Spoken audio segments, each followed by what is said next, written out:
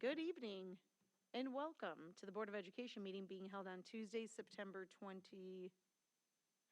Thank you. 2025. We're calling the meeting to order at 5:30 p.m. Can we please call the roll? Mrs. Arvanites? Here. Mrs. Assib? Here. Dr. Henry? Here. Mrs. Slawinski?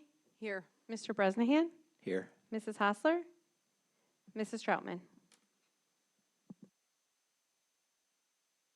Thank you. We have 5 board members present, 2 absent. Can we have a motion to go into closed session? I move for the board to move into closed session for the following: collective negotiating matters between the public body and its employees or their representatives, or deliberations concerning salary schedules for one or more classes of employees, 5 ILCS 122C2, the placement of individual students in special education programs and other matters relating to individual students, 5 ILCS 122C10, and discussion of minutes of meetings lawfully closed under the Open Meetings Act, whether for purposes of approval by the body of the minutes or semi-annual review of the minutes as mandated by Section 2.065 ILCS 122C21. I'll second. Motion made by Mrs. Assab, second by Ms. Slawinski. Can we please call the vote? Mrs. Assib? Yes. Mrs. Slawinski? Yes. Dr. Henry? Yes. Mr. Bresnahan? Mrs. Arvanites? Yes. Mrs. Troutman? And Mrs. Hostler? 5 ayes, 0 nays, 2 absent. Motion passes. The board will now move into closed session.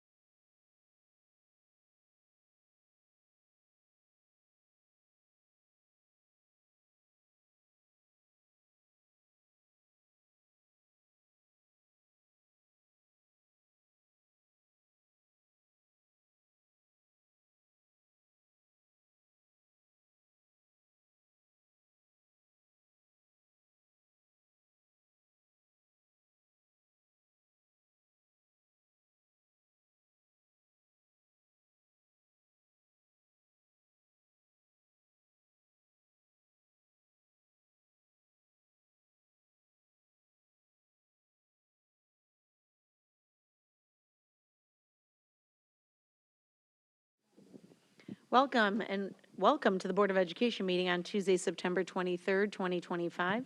The board has been in closed session for items listed on this agenda since 5:30 PM.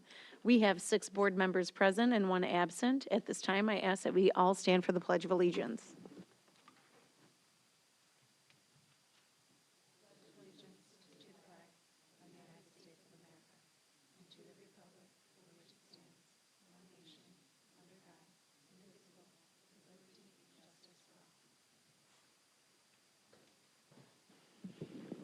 All right, we'll open up with our spotlights and recognition. I'll turn it over to Dr. Campbell to introduce them. Thank you so very much. Before we hear from our school leaders and kick off our first school spotlight for the 25-26 school year, we would like to just share a brief update with you regarding our school spotlights. In the spirit of continuous improvement and to ensure the important work happening at the board table and district office is meaningfully reflected in every school and in every classroom, we've asked our principal leaders to share spotlights, when possible, that align with board presentations and content. Tonight, you have the privilege of hearing from 2 phenomenal dynamic leaders who will be highlighting how the strategic priority learning environment is being brought to life in their schools. These presentations will directly connect to the presentation you'll hear later, which we will take you through how the district monitors and evaluates various factors to assess and improve learning environments systems-wide. Here tonight to share how this important work is unfolding at the school level, I am pleased to introduce 2 of my wonderful colleagues. You will first hear from Principal Calissa Smith. She is the proud principal of Lincoln Elementary, followed by Principal Jackie DeCipio, who is the proud principal of Bryan Middle School. Ms. Smith.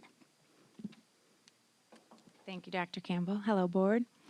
All right. So we at Lincoln, just alongside of all D205, believe that school should be a place where everyone feels like they belong, where everyone knows your name.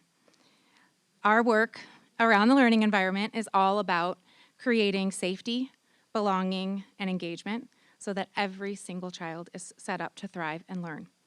This connects directly to our district missions of educating, engaging, and empowering our students. We call them our Lions. So last year, we continued to refine our Pride values and think about how they come to life. Everywhere from kindergarten all the way through 5th grade, at Rec Station and through all of our clubs, we talk about how our Pride values come to life. We make sure that they're not just words on posters on a wall, but they're taught, modeled, and celebrated consistently. Every classroom now has a calm corner that when we feel like we are dysregulated, we have a spot to be able to go and support our management of our emotions and being able to get right back to learning. We had intentional learning with all of our staff around what it takes to make our classrooms feel warm, safe, and welcoming for all. We have additionally elevated our students' voices through our Pride ambassadors and supporting many creative ideas of all of our students while they bring to life things like our recycling project, our pet philanthropies, our coin wars, and so much more. We also have something called grade level buddies, where each grade level gets to partner with another grade level to build friendships across the school and create a stronger sense of belonging. Whether it's reading together, working on projects, cheering each other on, our buddy program's another powerful way for students to feel connected with their classrooms and all around the school. Beyond the classroom, we've partnered with our incredible community. We have partnered with our PTA to expand our co-curricular offerings for 4 days a week, where students can explore through their athleticism in our run club, where over 300 Lions participate every single week, and we celebrate the accomplishments of what we can do when we all come together. These opportunities build connection, creativity, and joy, and keep our school community tight and inspire students to keep showing up and trying their best. In addition to that, we can hear, what our students reflect on as they think about what Lincoln is to them. 99% of our students say they feel safe with their teachers. 97% say they're treated with respect, and 94% say that teachers notice each time they need help and explain things in a different way. One student summed it up perfectly that says, "I feel like my teacher really cares about me." These reflections tell us our environment is working for our students. In addition to that, we think about our social emotional learning environment as the soil in which all things can grow. This strong foundation translated into our growth on both IAR and MAP last year. We saw some of our greatest gains. You can see on the left, sorry, it's a little bit small, but you can see that we had 88% on the new norms for IAR meet or exceed for reading and 90% for math. On our panorama, we saw the two of students reporting even higher levels of grit and self-efficacy, two of our best indicators on their long-term success. When students feel safe, connected, and supported, their personal and academic growth accelerates. As we dig into this year and continue our hard work, we know that when students feel heard, feel like their ideas are welcome, and get a chance to engage in interactive pedagogy, that our students now know that their learning can be active, engaging, and very student-focused in each of our classrooms. We're capturing this evidence in our classroom through our walkthroughs and using real-time information to guide our professional learning. As John Hattie reminds us, students learn best when they're actively engaged in making meaning by thinking, talking, and creating together. This year, we're further capitalizing on our human resources by having our teacher leaders for both math and ELA, as well as our multitude of other teams engaging in coaching series, where we're getting a chance to see how learning is coming to life across every single grade level and in every single classroom. As we tie it all together, we reflect that Lincoln is a place where every child is known, every child is safe, and inspired to grow. Our work continues to be tightly aligned to the district mission of educating, engaging, and empowering students. We are so proud of the progress that we've made together, and we're excited to build on this momentum as we move forward. Thank you.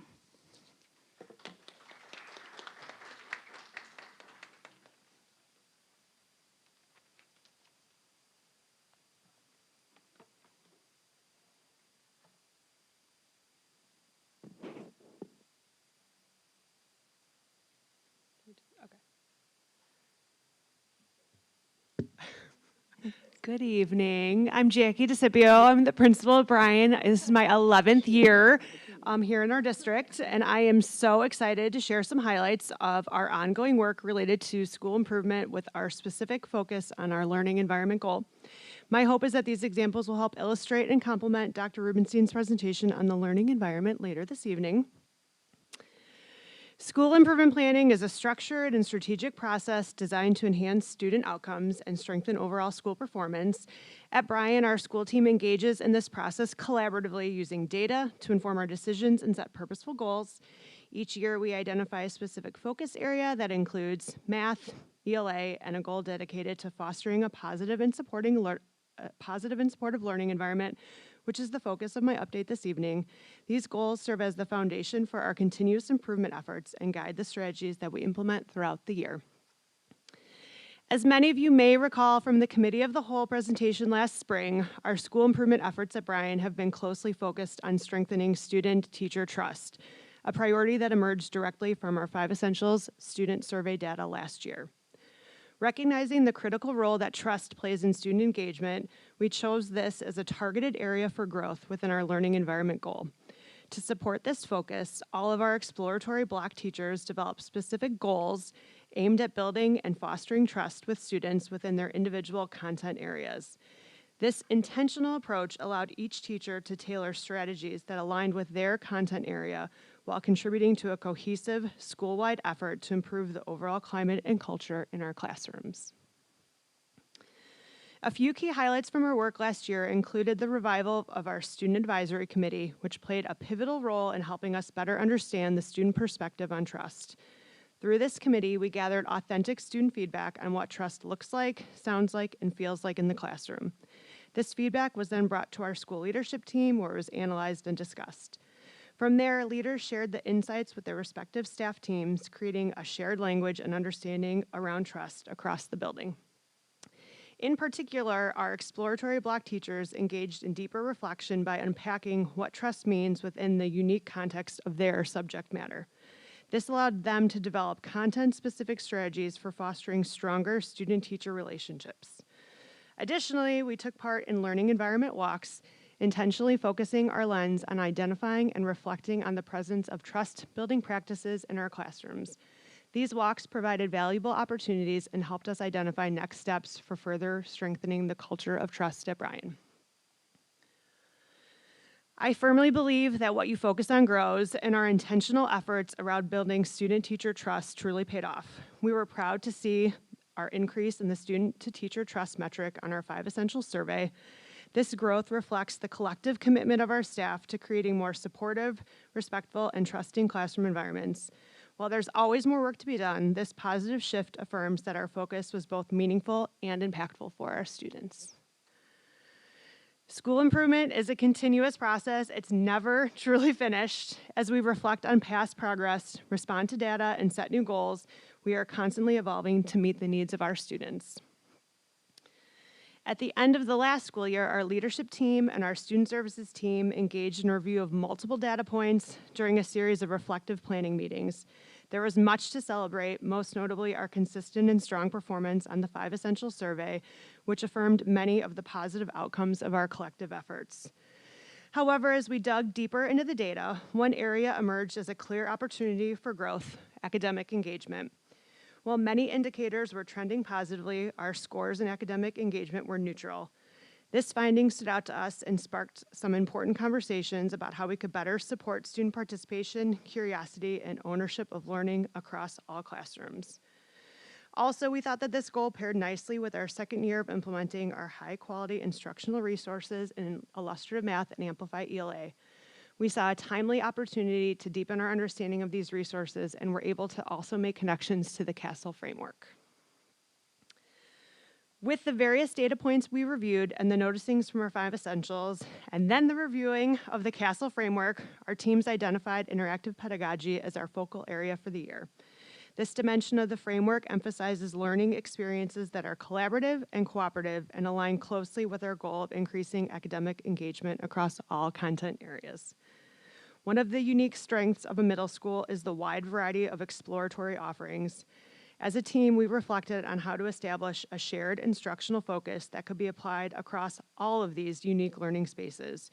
Interactive pedagogy stood out as the powerful rallying cry, a common thread that connects all of the classrooms across all contents. As we continue our work this year, several key priorities lie ahead, each designed to deepen our collective focus and move our school improvement efforts forward. One of our primary goals is to build a deeper understanding of the CASEL look-fors related to interactive pedagogy. These observable practices will help us sharpen our lens on both teacher and student actions that promote engagement, collaboration, and meaningful learning. To ensure alignment, our teacher goals have been intentionally connected to our school improvement plan, creating a clear and cohesive path between individual professional growth and our broader school-wide objectives. Throughout the year, we will continue to engage in classroom visits and provide feedback specifically aligned to the interactive pedagogy indicators, supporting our staff in refining their practices and fostering growth. Additionally, we will elevate student voice through our Student Advisory Committee, where students will have the opportunity to share insights and reflection on what high levels of engagement look like from their perspective. I can confidently say that none of this work would be possible without the collective efforts of an incredible team. I'm truly honored to work alongside dedicated and passionate educators, including our talented teachers, our committed department chairs, and our highly skilled instructional coaches. Their professionalism, collaboration, and student-centered mindset are the driving forces behind the progress we made and the momentum we continue to build at Bryan Middle School. School improvement is not quick work. It requires time, intentionality, perseverance, and a growth mindset. For me, it's a lot of learning alongside one another and creating the conditions where both students and staff can thrive. I'm incredibly proud of the work we've done so far, and I'm energized by the direction we're heading. I believe that our collective efforts this year will lead to even stronger outcomes for Bryan Bear students. Thank you for your time and the opportunity to share a glimpse of the learning environment we're having at Bryan. I'm incredibly proud of our progress, of our staff and our students are making, and I'm grateful for the continued support from my D205 team. Thank you. Thank you both for being here tonight. It's exciting work going on and really the true essence of what happens or what impacts student learning through their experience, right? And how do we build that environment and continue and maintain that environment that creates that positivity for kids and the energy. So thank you for your time tonight. Appreciate you both being here, and thanks for speaking to the board. On to public comments. We have, do we have public comment? Yes, okay. Give me 1 second. The public comment section of the board meeting provides an opportunity for community members to share information and perspectives with the Board of Education. While the board does not respond during public comments, we are listening and thoughtfully considering the messages being shared. Each of us have high expectations for our community and ask that public comments are respectful and do not mention any individuals by name. There will be up to 30 minutes allocated for public comments, up to 3 minutes per public comment speaker. The board secretary will give you a reminder when you have 30 seconds left. We can begin with our first speaker. Armeline Moretti.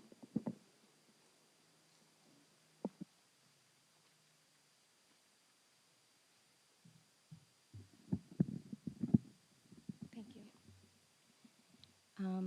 My name is Armeline Moretti. I've been a resident of Elmhurst for 31 years and a bicycle commuter for many more. 10 years ago, I enrolled in a bicycle safety course through the League of American Bicyclists. The course taught me how to ride safely on my bike, and more importantly, it gave me the tools to use that will be helpful from being severely injured when vehicles do things unexpectedly near me or when there is danger on the roadway. One of the tools actually saved my life when I was hit in Elmhurst at Walter and First a few years ago. Most youth learn how to ride a bike or a scooter, but never learn how to ride them safely, especially when riding in the street. Today, there is a state law that requires some form of bike safety be taught in our schools. In light of some of the reckless riding on scooters and bicycles this past summer in Elmhurst and across the state, I'm asking the district to please take the initiative and add bike safety training to the curriculum. There are proven programs that would not require additional staff to implement, such as safe routes to school, or for students enrolled in driver's education. There is a free online quiz that teaches drivers how to share the road with alternative modes of transportation safely. Bike rodeos are another fun way to teach younger children how bike safety can be done on Ride Your Bike to School days. These are just a few ideas for the district to consider. I'm vice chair of the Walk and Rollers, a city-appointed group created to help promote safe biking, walking, running, and mobility for all in the community. I'm here to offer our help to put a bike safety program together with the district, and I look forward to hopefully working with you soon. Thank you for all you do for our District 205 students. It is really appreciated. Thank you. Thank you for taking the time to voice your concerns, support, or perspectives with the Board of Education. As I said before, common practice of the board is not to respond in the meeting, but we do follow up with public commenters after the board meeting as needed, so thank you. We're moving on to our public hearing, the public hearing on the annual budget for the 25-26 school year. I'm formally declaring this hearing open. I'll pass it to Joe, who can give us an overview of the item for the hearing. Thank you very much, Mrs. Arvanites. Today's presentation is a culmination of over 6 months of work in developing the district budget for fiscal year 2026, which spans from July 1st of 2025 until June 30th of 2026. Our goals, our guiding principles throughout the process have been around creating and sustaining the great things going on in District 205. There are 3 components of that: maintaining our high-quality student programs and offerings, high-quality facilities, and ensuring a stable fund balance and financial structure. You can see here that we've been working to identify efficiencies that ensure that our fund balance stays sustainable, all the while making sure that our buildings are functional and our programs are of the utmost highest quality. As I mentioned in the last several Finance and Operations Committee meetings, an unaudited result of our fiscal year 25 budget to actuals yields that we actually had a savings of about $5 million compared to budget. It is still in a deficit, but that was intentional. We have an intentional additional scope of $7 million put forth towards the referendum. That is the last of our $7 million payment, of three $7 million payments over the last 3 years.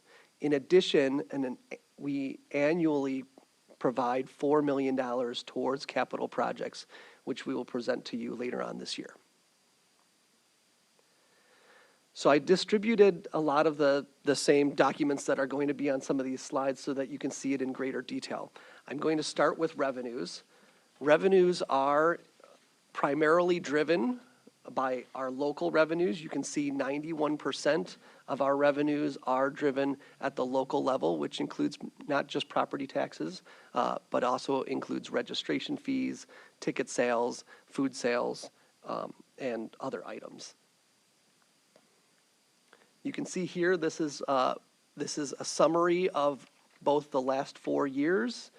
Again, unaudited for fiscal year 2025. We are in the middle of the audit process right now. And then on the right-hand side, you'll see the tentative budget along with the dollar and percentage change from the unaudited results from last year. We are impacted by several factors in terms of our revenue. Our state and federal funding is seeing a drop, both in terms of what we expect to receive through grant funding, including IDEA and our title grants, but also in our categorical payments at the state level. Because of that, we're seeing a negative impact on our revenues here in the district. We also anticipate interest rates will pull down. We've already seen just this month interest rates, the Fed did decrease interest rates by 0.25%. So that's going to have an impact on our interest, on our earnings on interest. This diagram outlines the last 6 years of revenues, including our anticipated revenues for this coming year. You can see the green is our local source of funds, and that amount for just the local source of funds is due to increase about 2.7%, which is in line with the inflation rate, or CPI. Now turning to expenses, I want to remind you that our goal throughout this budget process is to ensure high-quality programming and high-quality facilities. You can see that all of our focus is driven by our education of our students, and you can see that in the percentage that is devoted towards our education fund in this diagram. This image shows you the breakdown by object type, which I will go through each object type very briefly. You can see that salaries and benefits make up 75% of our total expenditures across all funds. And this expenditure summary is the third page of what I have provided to the members of the board today. And you can see that expenditures are due to increase variably between the different objects. Salaries will increase by about 2%. Some salaries are increasing by more than that, but it is also impacted by retirements and other objectives that we are doing throughout the district. So first, starting with salaries, our focus this year on creating those efficiencies in salaries. We are maintaining the same level of staffing as we have in the previous year, but we're going to really focus on monitoring our overtime and our extra duties to make sure that we are making the best use of that time not only for the budget, but also in ensuring that we are allowing our staff to get home at a reasonable hour and not have to spend extra time doing those extra duties or overtime. On the benefit front, I'm going to gloss over this because we're going to be talking about that specifically as we talk about the insurance plan design coming up just a little bit later on in this meeting. Purchase services is anticipated to go up by about 7% this coming year, mostly driven by some of those purchase services that are negotiated through contracts like transportation, but also items such as energy, which we have some control over, but they are driven by the market as well. So we anticipate a total increase of 7%. However, we are taking steps to make sure that we don't experience a higher amount, such as energy. When we look at our supplies and equipment, they are going to increase about 5%. Some of the features that we are bringing forward is we are being very intentional about some of the products that we are either renewing or we are seeking opportunities to find cost savings through some of our equipment and our larger scale supplies. All of those elements go into this budget, and it ensures those three key priorities of this district: to maintain a high quality fund balance so we can support the programs, high quality programs that we offer to our students pre-K all the way up through 21 plus, and maintaining high quality facilities for our students to learn and grow in. These final two slides is a summary, and this is the first page of your handout as well, is a summary of the entire budget. In addition to the standard operating budget, you will see some transfers. That's in the middle of that page. And you can see that in past years, our transfers have ranged from $12 million to $19 million of transfers. That included those additional scope items, intentional transfers into our referendum fund that we are no longer transferring. We still do have a $4 million transfer into capital projects for ongoing activities that include both life safety items as well as high quality facility items to help our students be college, career, and life ready. Here I highlighted the one column so you can see this is the actual budget that you will be approving, and all of the specific program and function items are posted on our website so you can see every program and the budgeted allotments separated by object code. That concludes my presentation. Thank you.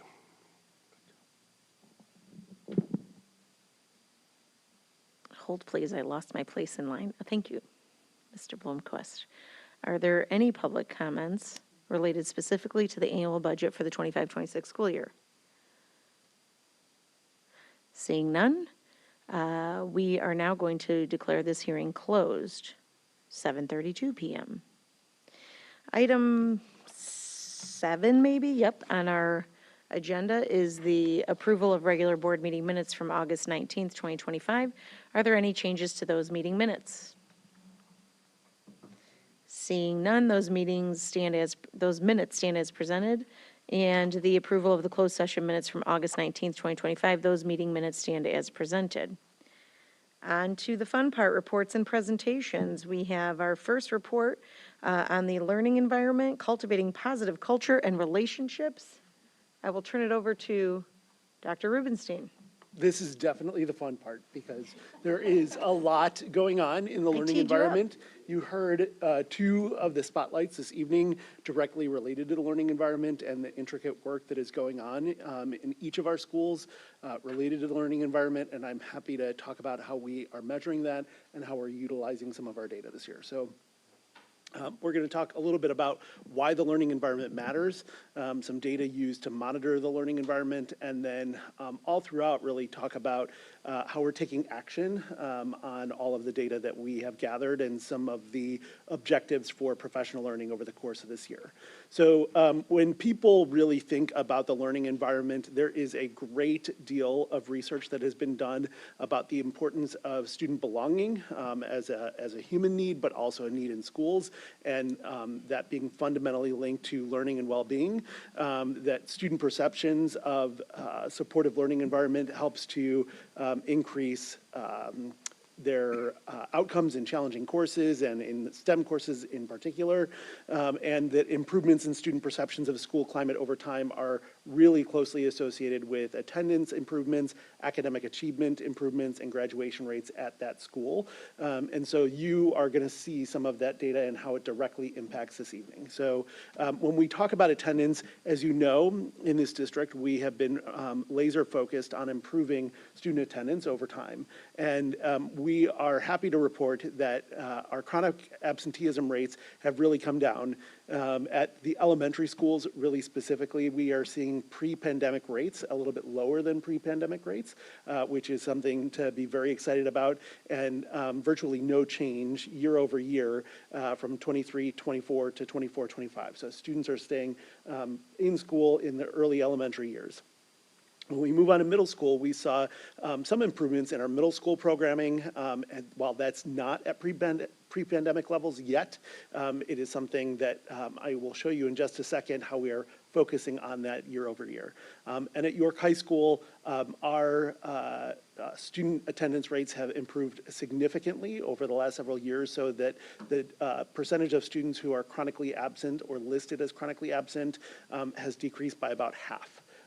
In the last couple of years. So really some great work year over year. So what you're seeing right now is, it is not live, but this is a snapshot of what our monitoring attendance looks like in NextPath, which is the program that the board approved for use in all of our schools back in July and August.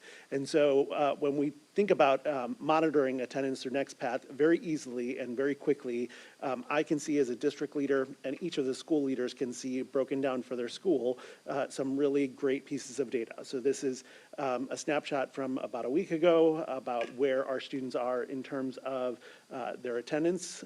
If I click on any of those links here, you can see that it expands out a little bit more. So this is focused here on Bryan Middle School as an example, where it looks like there are about 4.6% of the students who are presenting with some level of risk for being off track on attendance.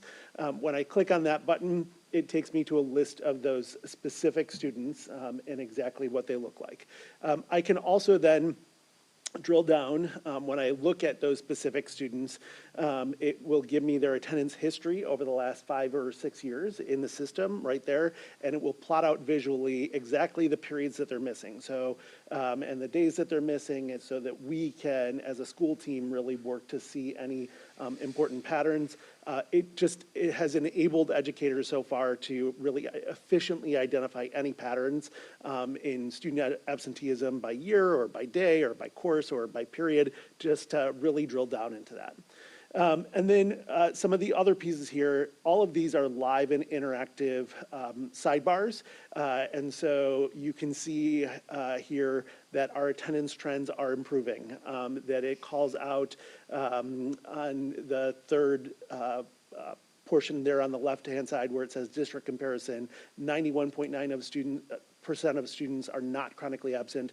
5 schools, 5 grades, 3 races are below the district percentage. And so it calls that out for us. We can click on those buttons and it will show us exactly where those students are and where that disproportionality might be, so that we can really target the students to make sure that they are getting back in school and really identify the causes behind that. So really exciting work for those of us who like to focus on attendance. When we are thinking about, and I do, when we are thinking about co-curricular involvement, which is another lever that we are pulling to make sure that students feel welcome and affirmed and engaged in their own learning environment.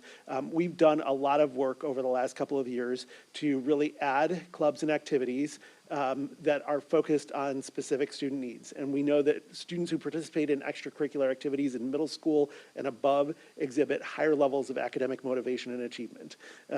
So we have added, this is a partial snapshot of the clubs and organizations. We've added about 20 along with sports. Our most popular new sport this year is girls flag football, and in talking with some others, that is the trend in the area, and I learned last night that it will be an Olympic sport. So girls flag football is leading the way, and we have lots of other sports and activities that are there for our students. And the reason that that is so important is because we really want to see some increases in co-curricular participation. We know that that continues to be an area of focus for us. And so we're doing that through some pilot programs, some new clubs and activities, and all of those things that I showed you on that last screen there. When we are looking at, both of our school leaders talked about their results from their 5 Essential Survey. It is really exciting to see the results of the 5 Essential Survey and also the Panorama Survey, which is administered 2 times per year. When we're talking about the 5 Essentials, these are the 5 Essentials. So effective leaders, collaborative teachers, supportive environment, involved families, and at the center of that is ambitious instruction. These are measures that we give to our students and to our teachers. So like the collaborative teachers bucket, for example, that essential is only measured by the teachers. Effective leaders is mostly measured by the teachers. But supportive environment and ambitious instruction is really driven by student feedback and student voice in each of those surveys. So something that's really important. The state of Illinois really enjoys keeping all of us on our toes. So there are new norms with the 5 Essentials this year. So 5 Essentials scores are norm referenced. In this school year, in spring of 2025, University of Chicago 5 Essentials established new norms based on 2024 responses. And so we saw many more schools and districts across the state falling into the neutral category. And they've also recalculated our spring 2024 scores using the new norms. D205 across the board is neutral or strong in all areas. We improved in 4 measures as compared to spring of 2024. We saw no declines in our scores. And on 3 measures, we are within 2 points of the strong rating. So being in the green level. And so we know, again, that that's really important because schools who are strong on at least 3 of the 5 essential supports are 10 times more likely to show substantial gains in student learning, as we've been seeing across the board there. So the Panorama Survey is another way that we measure. It is administered in the fall and spring, and it really focuses on some of the student experiences and helping us to monitor student growth. And it's focused on those areas there related to self-awareness, self-management, social awareness, responsible decision-making, and relationship skills. Parents and guardians can opt some of our students out, and so that's a choice that people can make every year. We added some questions this year to the Panorama Survey. 5 Essentials data is anonymous, and so we really wanted to see directly from our students and be able to identify how often your teachers ask you to explain your answers, how high are your teachers' expectations of you. When you feel like giving up, how likely is it that your teachers will ask that you keep trying. So really trying to drill down into some of the data where we may have run into some challenges before on the 5 Essential Survey, or where we would be able to give some more supports related to rigorous expectations and identify some trends and data pieces there. So there are some newer items on, these are some sample items from the grades 1 and 2 survey. So if the student fails to reach an important goal, how likely are they to try again? And then grades 3 through 12, to what extent were you able to disagree with others without starting an argument? And so just a sampling of some of the survey questions that are on the Panorama Survey. Overall, we have seen and continue to see some really tremendous growth in all areas, and we still, even on the areas that we continue to work on, still compare very, very favorably to our national comparisons. That's one of the values of doing the panorama survey, is that you can really dig in deep and see where your school and district really compares with other schools across the country who have taken the assessment at the same time. So we're seeing some really nice positive growth in all areas there. And so for this year, and both of the principals referenced this in their work around the learning environment. So we are focused on 4 different areas. So Mrs. Leischel and I, as an example, did a learning walk this afternoon at one of our buildings focused just on student-teacher relationships. So how do individual teachers in that building create trusting, respectful connections where teachers show that they care and have high expectations, and that they're helping students to feel seen and heard and motivated to learn. And so as an example, one of the key levers that we look for there is a warmth that's created in the classroom, that can you feel a sense of excitement and warmth from a teacher. Our teachers identifying students by name, and so really some exciting things happening. I'll go back up to the top. Mrs. DeCipio talked about the interactive pedagogy piece and the work that they're doing around that. And really what we're talking about there is the extent to which the teacher really actively engages students through discussion and collaboration. So how do they do that? Really focusing on that. Fostering academic mindsets is about helping students believe that they can grow their abilities and really holding students to high expectations. And then we have a couple of schools that are really focused on consistent procedures and expectations that create a really strong supportive environment so that every student walks into the classroom, knows what to expect from each of their teachers, and is ready to go day to day. So we are doing a lot of work here, and it started last year, but in May and June, we did some data gathering and goal setting for the learning environment. And as both of our principals talked about, this is a part of their school improvement plan. So every school has a learning environment goal associated with their school improvement plan, and that would be in one of those 4 areas. Here in September, we are leading, Carrie and I, some guided observations in all buildings to gather some additional data. We're administering the panorama survey right now. In October, we are providing some professional learning to schools and school leaders associated with the interactive pedagogy and fostering academic mindset pieces there. And then from November through February, we are really working with building leaders to make sure that we are doing some targeted work in classrooms to really foster welcoming, affirming, and engaging learning environments.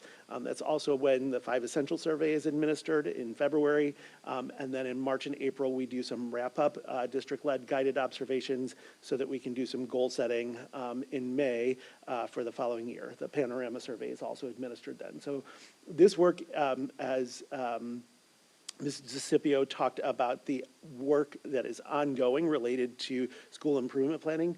This is exactly that. So we are always working on the school improvement plan. It is always something that we are focusing on, and we are doing it student by student and classroom by classroom to make sure that students are feeling seen and heard in each of our schools there.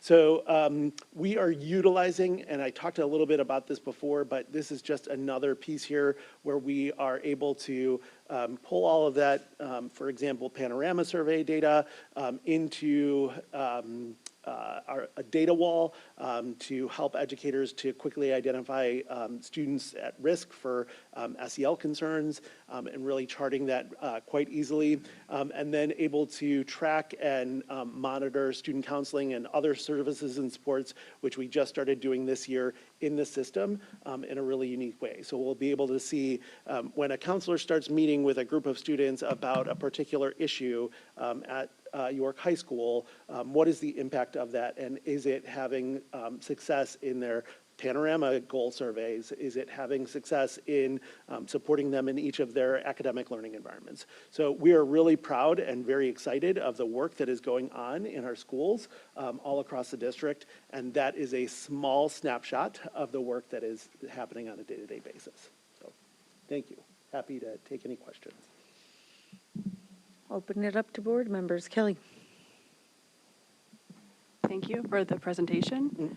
On the very last Is your mic thing you just on? mentioned, is it? Yeah, Yeah, it just is. get it It's just closer not to you. close enough, sorry. Yep. Hold on. On this data wall that you just went over, for example, you were saying, you can measure where student needs are and what things are being, like what exactly is being measured for students seeing counselors and how to assess them. Is there like a pre and post test before they're seeing their counselor or before a group is started, and then when it's ending, and then is that entered into this data somehow or into this, the system? Sure. So some students are self-selecting into groups, and so that would be something that we are working on there. There are other students that we would identify from the Panorama survey that we know that we need to actually do specific work with them. So this is an example of all of the students on a data wall, but we can also filter for students who had limited strengths in the area of self-efficacy, as an example, and do a tiered group or some sort of intervention with that small group of students, or maybe drill down by grade level or something along those lines, and then be able to administer this survey again, obviously in the spring, but we are collecting data all along to monitor our progress over time. So the data you're collecting is from the Panorama year to year? Okay, Yes. got it. Thank you. Nikki? Do we have specific thresholds that we're looking at in which we then start interventions, or how do we assess that? I'm assuming you could easily get lost in the data. There's a ton here, which is amazing. But how are we determining when do we actually implement interventions? Yes. So when I showed this slide before, you can see that our students are actually doing remarkably well compared to our national counterparts. And so what we are looking for on a slide like this would be students who have more red or orange and have some continued warning signs.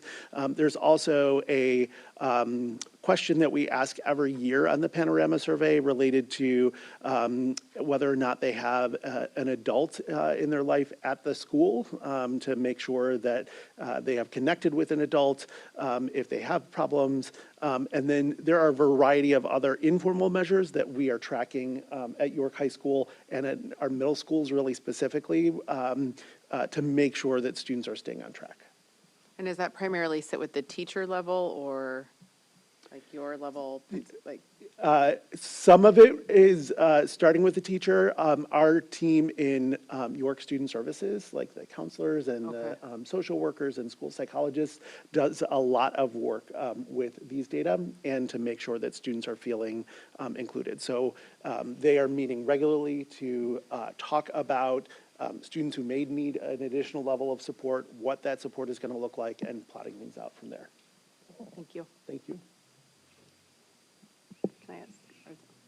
And that's, you mentioned how, the Panorama from one year to the next year is measuring that, but is there any measurement, maybe it's not in these charts, but in those types of groups for like, if there's any improvement Yes. in Yes, their so interventions? our counselors and social workers have their own internal progress monitoring benchmarks. Some of that would be a part of this, that they are building on a screen like this about how they would be gathering some data. Some of the data that's already in there are some of our more standardized assessments. So like for our students with disabilities, we have our FastBridge assessment, all of our MAP data is in there. So we're gonna be able to closely monitor and track a student's progress over time in an intervention group and in our schools really there. So to hammer home the point, we I don't see it as there shouldn't be students falling through the cracks.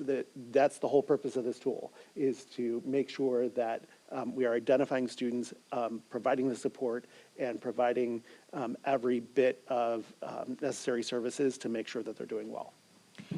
I would also add that this is our first year implementing, and we wanted to make sure that we're being thoughtful about the data, and right now we're looking at a lot of the universal systematic data that we can upload to then be able to see how the various tiers of support is being provided, how is that impacting that. And I think to your point, our hope is that over time, as we still build out some of those more dynamic and fluid assessments and measuring of progress, that we'll get to a point where that will also be included in there. I think, though, for our entry level, that's why you will see we're really looking and utilizing the tools and assessments we now have available across system-wide.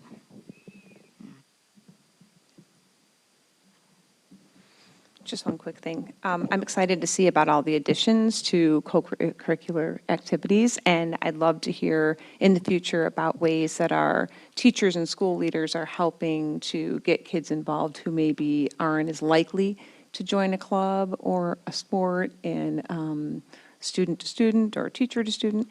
Just to like to hear about some of those efforts to help those kids get involved in one of these activities. Absolutely. I'm going to wrap a couple things in there because I had quite a few thoughts, I should say. One is just around this question of that, kind of what Dr. Campbell was just alluding to around this is your entry point. I'm wondering specifically for the high school, is there a grading, like an overlay of student performance that's not standardized assessment, that's just current, how they're doing right now in their classroom?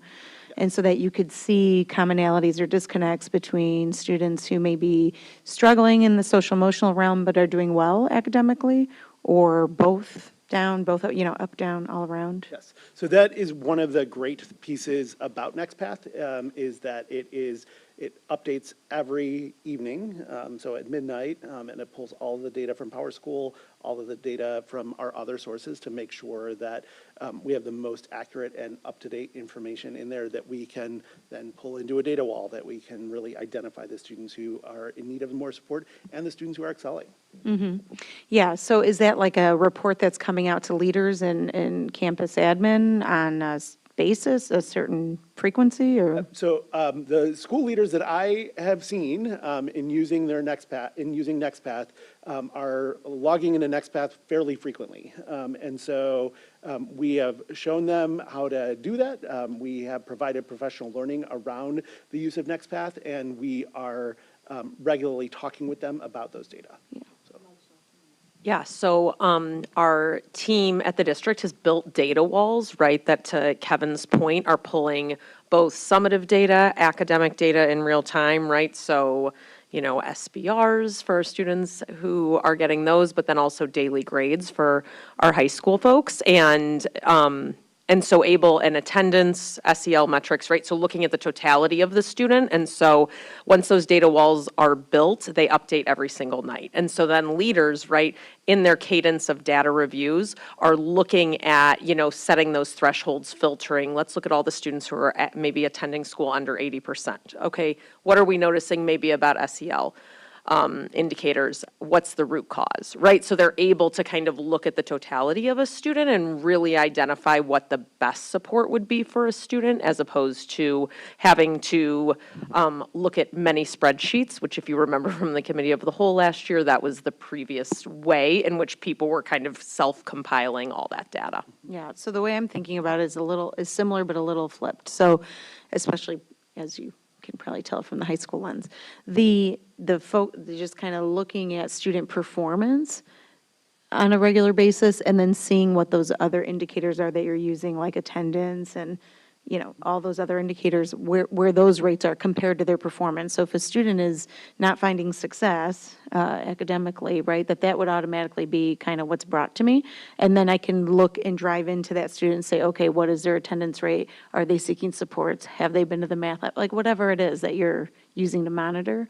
But that focus is really on them being successful, of course, socially, but also academically. And how frequently do we know that, But I think you answered my question on that. My next one is just around, at what point then do we engage, or what does that look like, engaging the student and/or parents once we have kind of our monitoring list, I'll call it?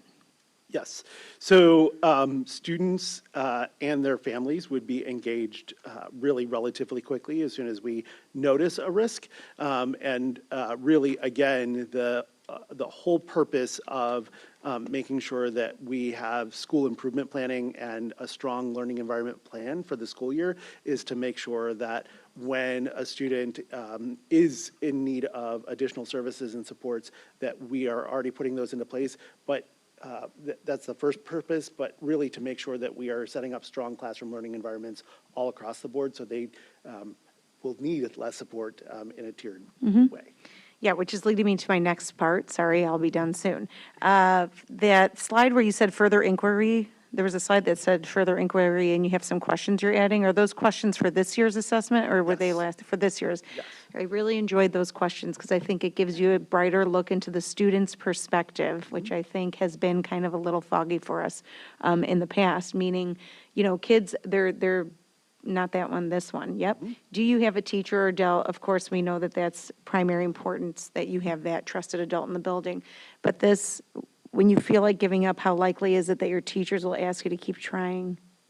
Right? So that's really, these questions are focused on that student-teacher trust that our lovely principals were talking about, and how do we extrapolate that from the student perspective, which I think is going to be a big bonus for you all moving forward, and seeing, again, another overlay of not just grades, not just social emotional data disconnected, but this compilation of all three of those: student perspective, teacher effort, right? Absolutely. District, Yes. professional development, and how all those things work to create that environment. My last thought is really around, those qualitative efforts that I think we're talking about a lot. You're talking about a lot in your presentations, and we heard them from the principals too, so eloquently stated. Kids, that qualitative piece of, are they excited to be in school? And not every kid's going to come up every day, especially those high schoolers, thrilled to be at school, but that necessary piece of engagement. And how do we do that in every classroom for as many kids as possible every day is so important to their active learning and really feeling supported and building that confidence to be strong, or at least to take risks academically, right?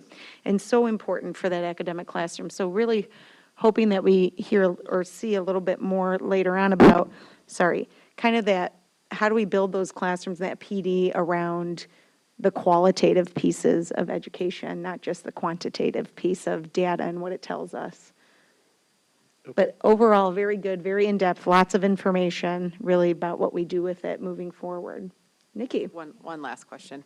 I'm just curious, I know this is fairly new, but any surprises, anything that surprised you so far looking at the data? I'm sure you went in with your hypotheses and assumptions, but anything that's surprised you so far? So the data itself is not new to us because we've had these measured before. What is new to us is how it's pulled together very easily in some of the pieces there. And so I would say for us, just the ease of putting all of the data together and just seeing a student very quickly, in depth, at a glance, has been really remarkable. The efficiencies. So, yep. Anything Yes. in terms of outcomes, like, I didn't realize that this would have as much of an impact on something else, or are we not there yet? I would say our school-based teams, right, we're at about the 6-week mark, which Okay. is usually when we're going through our first data review cycles. And so something that's not surprising, but I would say is exciting, is their ability to respond to the data, because we're no longer trying to do the technical components as well. We can get right to the action-oriented to really to Athena's point, really dig into what we now can see all these aspects of a student. If a student is struggling academically, right, we might have had to then go to a problem-solving meeting around what do we see, where now we're seeing, ooh, there's an attendance concern, let's respond to that attendance concern. So not necessarily surprising, but leaders and school-based teams have been very excited about their ability to move to more supporting students because all the technical components are compiled for them. I actually love that. I mean, because I think your ability to really isolate root causes happens so much quicker that you're able to respond. I love that. Thanks. And I will also add is, I mean, we cannot take away from this has been a multi-year journey. And we oftentimes talk, you mentioned too, that there is a lot of data that has been available to us, but making sure that we also have the enabling conditions as well as the structures in place to then create the space to have the analysis and then the action planning to take place. So we're, this is still new in terms of how we are going to continue to maximize this particular platform in a way that has triangulated and curated so much information that in the past we've been looking at and trying ourselves and spending, as my colleague has said, spending a lot of time with that. So I look forward for us to come back and to update and share with the board at the end of the year in terms of how this journey has continued to allow us to really be action-oriented in terms of how we're responding to the information that we've received. But so much has been put in place, so much groundwork. The fact that our staff and our teachers have really embraced both the qualitative and the quantitative side of the work. We still have implementing high-quality, very rigorous curricular resource materials, as well as having them think about how students feel. And I just want to make sure that we understand and don't take away the science that happens for an individual when we step into a school environment to make sure that not only are students engaged intellectually in making sure that we're putting in front of them the right text and the complexity of text and tasks, but then we also care about how they feel, that we're reading the cues and the signs from the nonverbal cues, that we're making sure we're connecting. What we ask staff members and educators to do is no short of something that is highly dynamic and takes an really immense amount of effort. And I'm just so proud. I want to say again, not only to the educators that sit around the table here, but every educator and staff members in our schools that have been on this journey with us over the last few years, from the adoptions to the reflection of their practice, to making sure that they've been open and receptive to feedback, to our learners, to our administrators being learners themselves, to make sure that they're then able to support. Like this, we sit and we share and we give these presentations, and it sounds wonderful, but I just want to again say thank you to our educators. Thank you to my team that is sitting around this table, and thank you to the board for supporting this work and being really championing us behind the scenes, and we continue to see the results that's impacting all of our students and our families. So thank you.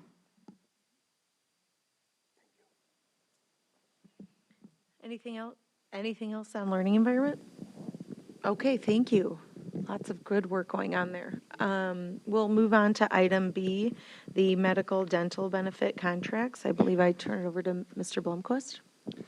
Thank you, and I'm really proud to be part of this committee and this team that has engaged in some really hard work and has taken a different approach this year and engaged in really deep and meaningful conversation to really tackle the issues and the circumstances we find ourselves in our medical insurance fund. So I do want to outline the shared interests of this entire committee that really guided our work throughout this summer. And I first want to particularly, I'm not going to name them all by name because undoubtedly I'm going to leave somebody off the list, but I know Ms. Manuel is here in the audience, and I appreciate her being here, as well as various members of PSRP, ETC, SEIU, district and school leaders, school board members, all of us engaged in this really worthwhile endeavor to get to a place that we are coming confidently with a recommendation for you tonight. Our three core interests, we made every effort to provide the highest quality benefits for our staff. Our conversation engaged in a process to ensure that all of our staff members have options to get the care that they need, to get the attention that they need, and impacting them to the any negative impact comes with some options for them to still get the care that they need. We also address the fact that we need to maintain an adequate insurance fund balance to make sure that this program is sustainable for our members and for this district. And then the third core interest is to bring a recommendation to this board that is mutually agreeable and beneficial. And it was no small task, but the recommendation that we are bringing to you tonight did receive a unanimous vote.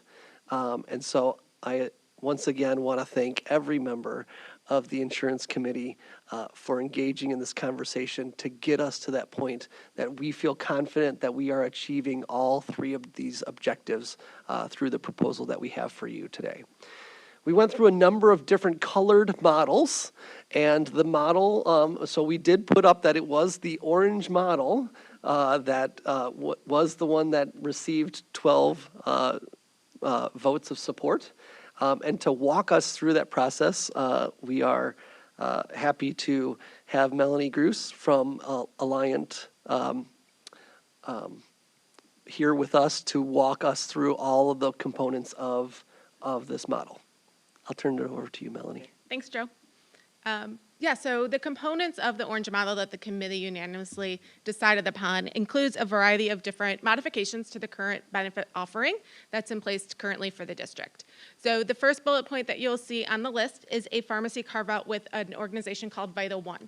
Vital One is a pharmacy benefit manager. This will be a carve-out for the PPO and the high deductible population. The HMO pharmacy benefits will remain with Blue Cross and Blue Shield due to contractual obligations that the pharmacy cannot be carved out on the HMO side.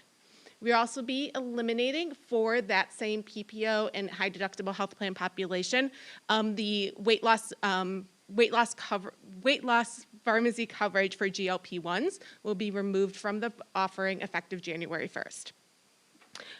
Through Vital One, we'll also be participating in a variety of additional programs that will, also provide reduced costs for the district, and then also just some additional management and safeguards over time, but also not, having, substantial impact to the membership that's covered under the PPO and HSA plans. We will be eliminating the district-covered biometric screenings, both the event and the screening mandate for staff. That will provide some additional cost savings in the cost of the coverage to host those screenings on site that was in place currently. The retiree dental benefits are going to be removed for those that do not have that obligation under their collective bargaining agreements. And then also, it was agreed upon that there will be some plan design modifications to the PPO1 plan. So there will be an increase in the deductible on that plan from $800 currently for single up to $1,300 for single, of $2,600 family. So that's an increase of $500 for the deductible. For single coverage, $1,000 for family coverage. The out-of-pocket is also going to be increasing up to $2,400 for single and $4,800 for family, an increase there of $800 for single coverage and $1,600 for family. Overall, the net result with these modifications to the current plan designs is a premium increase of 8% overall to the costs that will be implemented effective January 1st. And then this will also provide safeguards from unanticipated changes moving forward. There is also a mandatory compliance obligation on the high deductible health plan that is going to increase those deductible thresholds to $3,400 for single, $6,800 for family. That's a $100 increase for single coverage, $200 for family, and this is just to stay compliant with IRS mandates associated with the high deductible plan. So a couple additional details about who Vital One is that will be the new pharmacy benefit manager. At Alliant, we partner with a variety of different pharmacy benefit offerings. Through the evaluation process, we did a pricing analysis and disruption analysis of the current utilization that's in place. Vital One came on top as both limited disruption to current utilization as well as providing additional discounts and rebate offerings with the best pricing option between the different pharmacy benefit managers that we did evaluate. Vital One was previously known as Maxor Plus, if it's just not a household name, but it has a large network and a large access points for all of the members. We do feel that they have provided a transparent model as far as for pharmacy benefits, are concerned. They're flexible and also willing to work with us as far as engaging in new programs and solutions for the district and their staff. We do have a 3-year contract, but with the option to term after 1 year, if necessary. And then we will be working aligned closely with the Vital One account team, providing additional consulting through our own pharmacy benefit team, myself, and our team that works closely with the district, and providing that ongoing review of the program as we are engaged. So looking here is what the overall cost analysis would be for 2026, effective January 1st, with just an 8% increase across both the PPO, the HMO, and the high deductible health plan. For the overall expected cost based on enrollment as today, this can shift based on final enrollment and tiers of that $20 million expected cost on a gross spend. This is prior to any employee contributions netted out from those costs. And then the final one is on the dental premium equivalent rates as well. This was a 2-year strategy that we put into place last year. We had found that the dental rates were underfunded against what was in place as far as utilization on the dental plan. Because there was a significant need of roughly about 23% needed for going into the 2025 plan year, it was decided to take that into a 2-year approach. Rates did go up roughly about 12% last year, and then this will be the second year of that modification to bring dental back up to current with an 11.5% increase to the dental premium rates, or the equivalent rates, excuse me. And I do want to add that the amount listed here of the 8% increase is in line with our budget that has been presented to you tonight. I also do want to express that industry trend is about an 11% increase. So we are closely monitoring that. We are closely discussing that on a regular basis of how do we maintain high quality benefits without causing additional strain on the fund balance. And that concludes our report. Thank you, Melanie. Great, thank you. We'll open it up to the board for any questions or comments. I can start by just saying, and maybe no one really has any questions or comments because we've discussed this topic at Finance Committee. But the Insurance Committee is made up of, our representatives, and Kelly and I had the honor of being on the committee, and really just want to note and highlight what Mr. Blomquist was talking about, the committee's challenge of containing escalating insurance costs, like that 11% that we're anticipating for the near future every year, building in contingency to cover continued over budget spending while maintaining competitive, strong, and attractive benefit package. It's a really tough goal. And I really want to say thank you to the committee members. There are peaks and valleys when you're discussing, of course, people's benefits. As an employer, you want to make sure you're maintaining attractive packages so that we're able to meet one of our hallmarks of attracting and retaining high-quality staff, but also providing for them and their families if and when they are in need of their insurance. A special thank you to Ms. Monique, because she's here in the room today. She and her counterpart, Dolores, were so creative, thoughtful, and collaborative. Just really want to say thank you for your effort and time and energy that you put forward into the committee. But I think Kelly and I agree that we're super pleased with the outcome of the work of the committee and thankful for the really collaborative experience. The committee shared ideas. They came up with creative solutions, all while being realistic in trying to identify a pathway forward. So thank you to all, and especially Melanie, who's also here, and I can't believe it, because after the rodeo we've put her through, to show up is really nice, and I appreciate your presentation tonight. It's difficult work, and we're navigating through them with solutions that will maintain attractive benefits for all, and I just appreciate you all for doing that. Kelly, do you have anything you want to add? I'm going to add that, Melanie, the whole time everyone's been talking, I've been thinking about the fact that you were sitting in the audience waiting to present, so thank you for being here. Any questions from board members? Sure. Just one question. I assume that care will be taken to make sure that our staff members that utilize these benefits will get all the information about these changes and make sure that they have support when choosing the plan that's right for them and, talking through that with someone. Yes. First of all, the insurance committee's work is not done. We have another meeting next Thursday where we're going to kind of talk about those next steps of rolling out these plans and informing them. Open enrollment takes place in the month of November.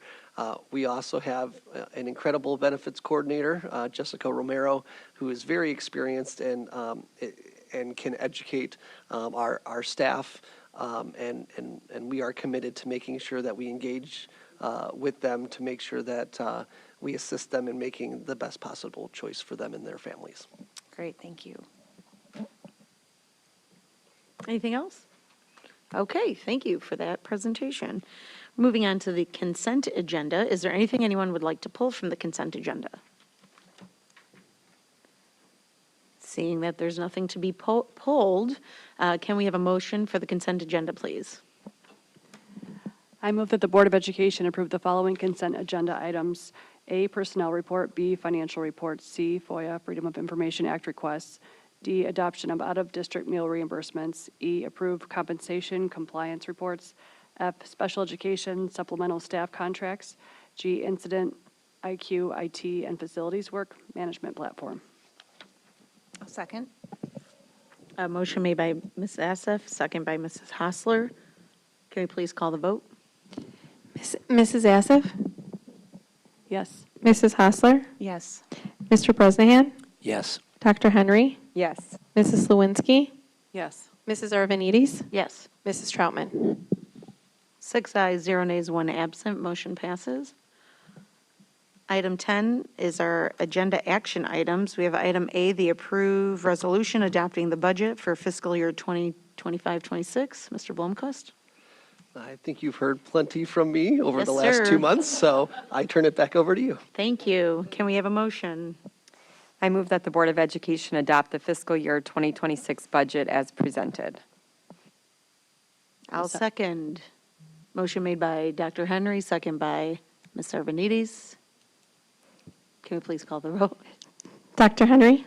Yes. Ms. Arvanites? Yes. Mrs. Assef? Yes. Mrs. Lewinsky? Yes. Mr. Bresnahan? Yes. Mrs. Hassler? Yes. Mrs. Troutman? 6 ayes, 0 nays, 1 absent. Motion passes. Next on the list is the approval of the medical and dental benefits contracts. I move that the Board of Education approve the 2026 medical and dental insurance plan changes as recommended. Motion made by Ms. Hassler, seconded by Ms. Lewinsky. Are there any comments from the board? We just kind of talked about this, so we're just, right? Okay, so we'll call the vote. Mrs. Hassler? Yes. Mrs. Lewinsky? Yes. Mr. Bresnahan? Yes. Mrs. Assef? Yes. Dr. Henry? Yes. Mrs. Arvanites? Yes. Mrs. Troutman? 6 ayes, 0 nays, 1 absent. Motion passes. Item C is the resolution declaring the intention to issue $8.5 million in working cash bonds for the purpose of increasing the district's working cash fund. I will turn that one over to Mr. Blomquist. Thank you.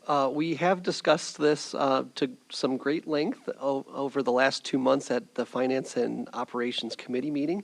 I do want to make sure that everybody understands there are 2 sets of bonds that we would be bringing to you in October.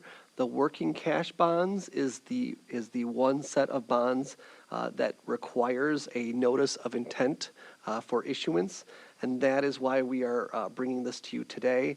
This would be to publish in the paper that on October 21st, we will be having a hearing on the issuance of working cash bonds, but we also intend to discuss the issuance of life safety bonds at that time.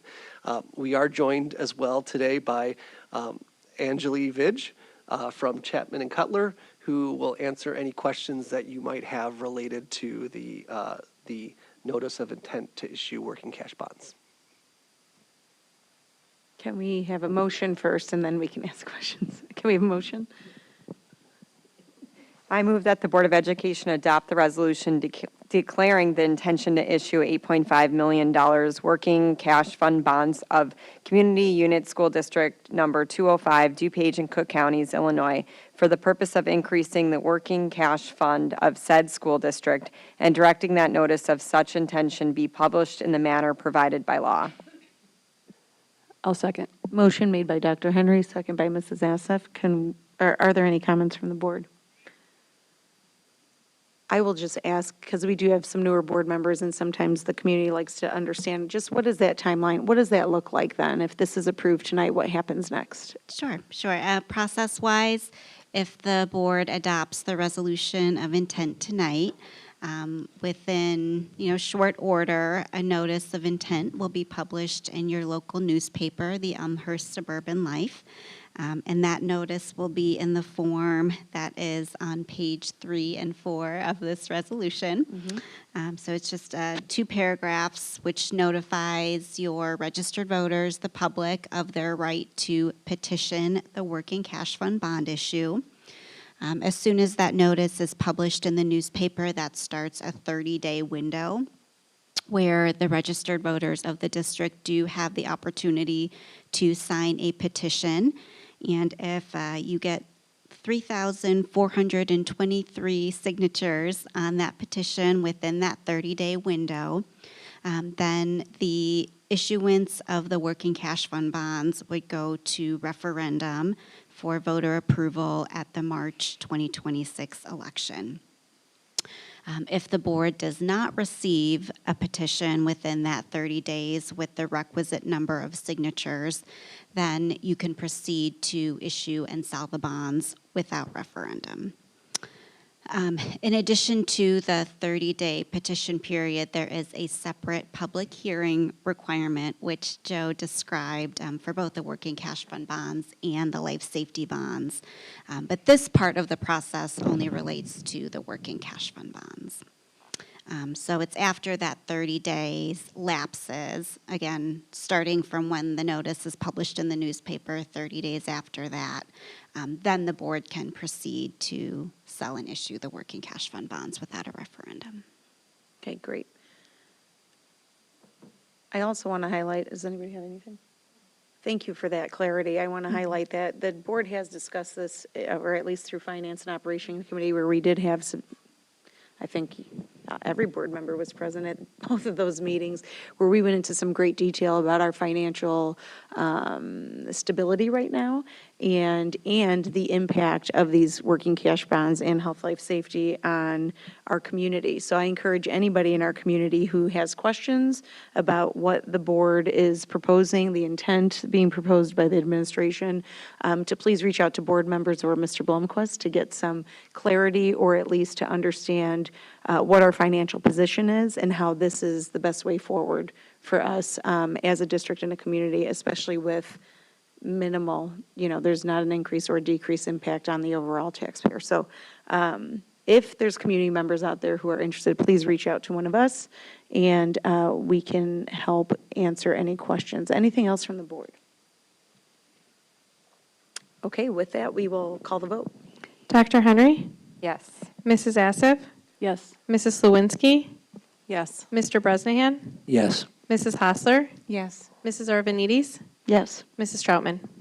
6 ayes, 0 nays, 1 absent. Motion passes. Thank you for being here tonight. Oh, thank you all. The next one, D, we have the approval of energy services agreement with Nanya Energy Advisors. I will turn this one over back to the Joe Show. You might be getting tired of hearing my voice. September 10th, at the Finance and Operations Committee meeting, we had Becky Thompson from Nania Energy Consultants, or Nania Energy Advisors, come out and explain the process for securing natural gas and electricity rates to the maximum of our ability to lower the cost, or at least stabilize the costs, so that it has the least impact on our budget, so that way more dollars can be invested into our students. It is the district recommendation that we engage with Nania Energy Advisors, specifically for our natural gas rate, which has currently expired. And so we are at a variable rate until we secure a new fixed term rate. Thank you. Can we have a motion? I move that the Board of Education approve the master agreement with Nania Energy Advisors for the purpose of natural gas procurement. I'll second. Motion made by Ms. Lewinsky, second by Ms. Hostler. Are there any comments from the board? I will say another topic that was spoken about in great detail at Finance and Operations by the board. We had a presentation from the consultant and seeing the future trajectory of expenditures. You know, this was obviously brought to the forefront for the board, and we appreciate that work. Joe, Beth, you had something? I just wanted to say that I appreciate all of the work that's being done, along with all the great work being done directly with our students every day and making sure we're supporting them the best that we can. The work that's being done by our team to just really delve into every line item of our budget and make sure that we're taking great care in how our funds are being spent and looking for ways for cost savings for District 205. And saving money on energy services is one. Our Incident IQ, IT, and Facilities Work Management Program, I know there was a cost savings there by just looking at a better way to do that work. Anytime there's a vacancy, I know that our team is looking at departments and how we're doing things, and they don't just jump to fill a vacancy, but look at, is this the best way that we're using our staff and people across our district to support our students the best way possible. So I just appreciate all that work. I know it's ongoing, and we've approved so many things that are helping us to be as responsible as possible with our funds that we get from our taxpayers. So thank you. Anything else from the board? Can we please call the vote? Mrs. Lewinsky? Yes. Mrs. Hostler? Yes. Dr. Henry? Yes. Mrs. Assif? Yes. Mr. Bresnahan? Yes. Mrs. Arvanites? Yes. Mrs. Troutman? 6 ayes, 0 nays, 1 absent, motion passes. Moving on to item 11, Superintendent Communication, I will turn it over to Dr. Campbell. Mike. There we go, Superintendent Communication. First up, Tanya Daniels is going to share about our 13th edition of the Community Connection newsletter. 13th edition. Kind of mind-blowing. But with the 13th edition that is hitting homes any day now, we're excited to showcase a slightly updated design of the newsletter and a lot of helpful information and kind of stories and updates in this edition. There's the recap of the Madison Early Childhood Center renovation, the important dates, graphics was in there. We did that last year and it got really good feedback. And then we're also excited to launch, I believe I talked about this last meeting, I was going to say last week, but it was not last week, in our last meeting where we're launching the D205 podcast.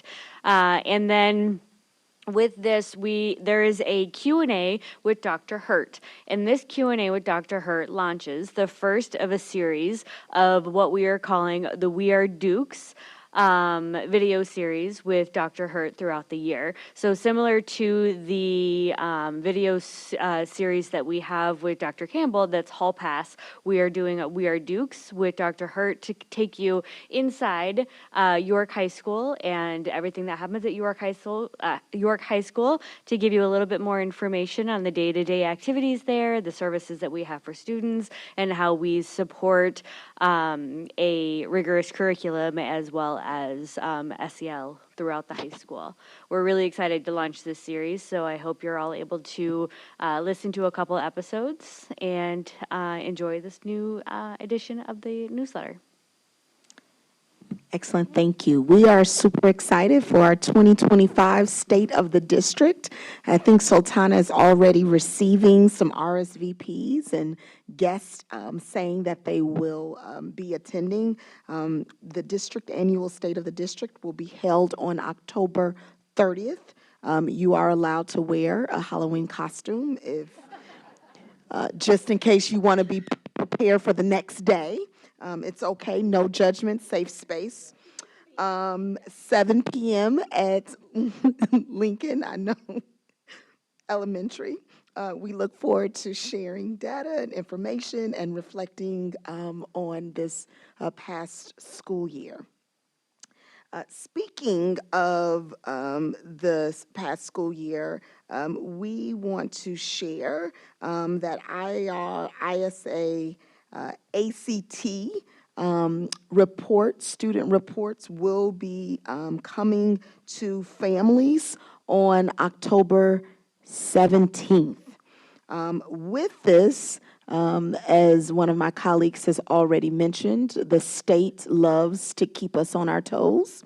And there is some new unified performance levels. So I'm going to ask my colleague, Ms. Leischel, to just share a little bit about what's on the horizon.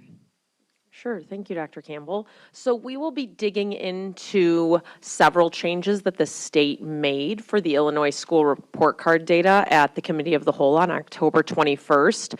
But because families will be getting both IAR and ISA reports probably the week of or week prior to the Committee of the Whole, and that's again for last year's, for IAR, last year's 3rd through 8th graders, and then ISA was 5th and 8th graders of last year. So you'll be getting those reports sent through the Secure Send of Parents Square around October 17th. There'll be much more information about the changes to state reporting with that again we'll review at the Committee of the Whole on the 21st, but just wanted to highlight one of those shifts is new unified performance levels. So on the screen, you can see that previously IAR, ISA, and SAT had different thresholds, a different number of performance levels. IAR had 5, SAT had 4. And so what the state has done is they have created 4 unified and consistent language around benchmarks for performance to kind of unify that, again, across a student's entire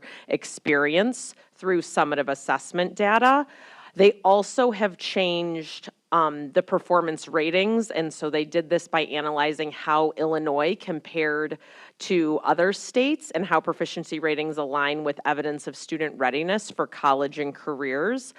Again, we will discuss that in detail at October 21st Committee of the Whole, but just wanted to give a slight preview about one of the shifts that was happening with the performance levels as our families get that information prior to that meeting.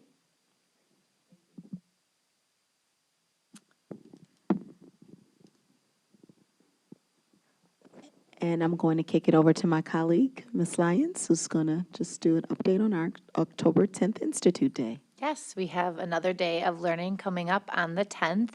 And as you know, over the past several years, our educators have partnered. Tanya, who's moving it? Who's in there?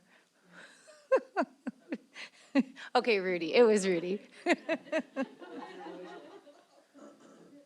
We're just going to keep moving. My screen is moving as well, so we'll keep going pretty fast. But as you know, through many presentations, you've heard me talk about the different research and standards that our curricular resources really embody, and that we have engaged learning alongside our leaders and our teachers to really manifest in their teaching practice. And so we're excited that on October 10th, we're really going to engage our teacher leaders in providing professional learning sessions that they design and that they facilitate, that they share with fellow colleagues. So what you see on the screen is a call for proposals for our educators to submit proposals for sessions. And I'm excited to, update you on the sessions that our teachers lead for each other, and really support and promote that, teacher leadership opportunity on the 10th.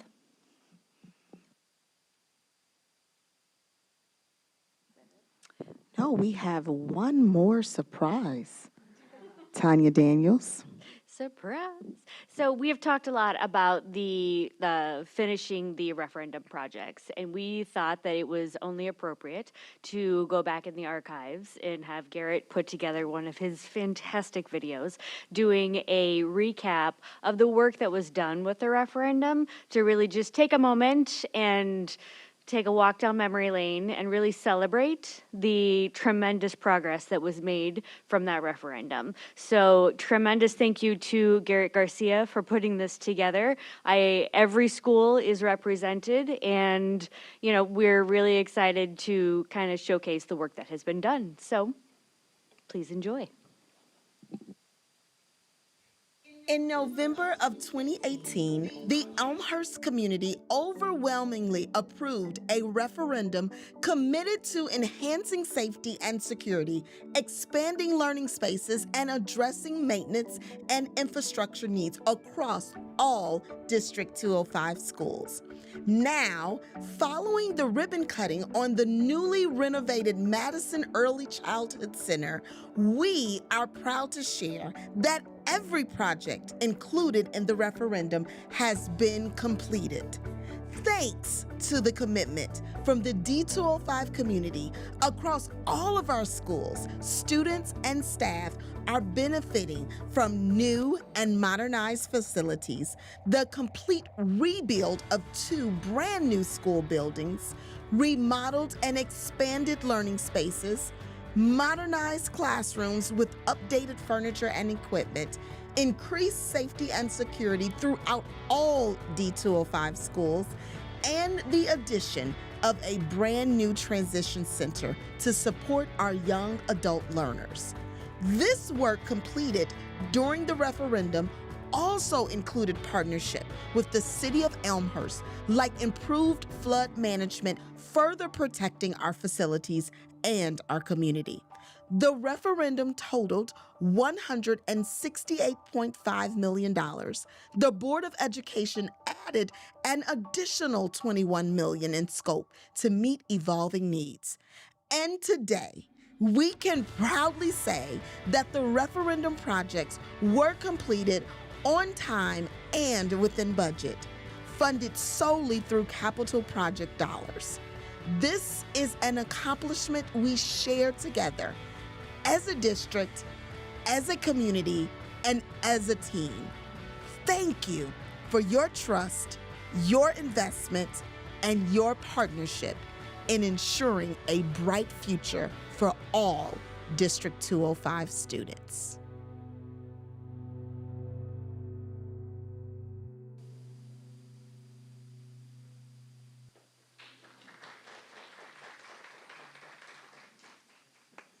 Great, thank you. And it is so nice to once again commemorate. I just thought it was the best. I mean, we didn't know what we were doing, 5 years ago when we started Project, but to end with Madison and that ribbon cutting, I think was like the perfect toast to such a great all-around effort for the board, the district, the community, the kids. It was just really nice. So thank you for putting that together, and thank you to Garrett. His work is always, I see he's got a drone specialty now. It's wonderful. Always expanding those skills. making it better.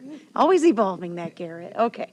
Thank you so much for that. Our upcoming meetings, we have October 8th, 2025, we have a Parent-Teacher Advisory Committee meeting at 5:30 PM. And then October 21st, 2025, we have a regular Board of Education meeting and Committee of the Whole meeting at 5:30 PM. Both meetings will be here at District 205 Center in rooms 215, 16, and 17.